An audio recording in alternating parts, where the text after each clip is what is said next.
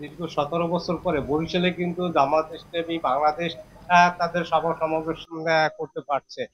Fascist Awami সরকারের আমলে কিন্তু বরিশালে বা বাংলাদেশের কোথাও কিন্তু কোনো সমাবেশ সভা সমাবেশ করতে পারেনি এই দলটি।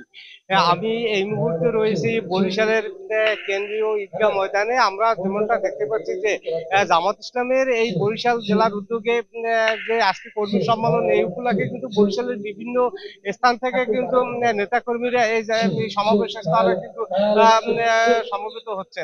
আমি আপনাকে একটু জানাতে চাই যে আজকের এই সভার প্রধান বক্তা হিসাবে জামাত ইসলামের আমির ডাক্তার শফিকুর রহমান, এছাড়া কেন্দ্রীয় নেতা এবং স্থানীয় নেতারা কিন্তু নেতাকর্মীদের মাঝে দিক নির্দেশমূলক বক্তব্য দিবেন।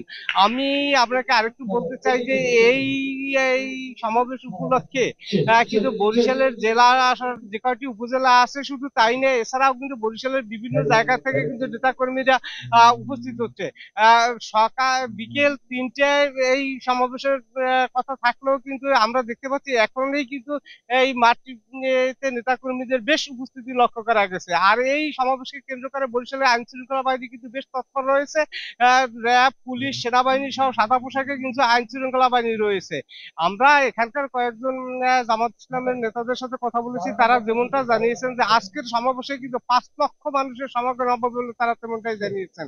এবং এই সমাবেশকে কেন্দ্র করে যে এখানকার যে স্থানীয় নেতাকর্মীরা রয়েছে তারা যেমনটি বলছেন যে রাষ্ট্র সংস্কার, ফ্যাসিস্ট খুনি হাসিনার যে বিচার, এর পরেই কিন্তু তারা নির্বাচন আশা করছেন।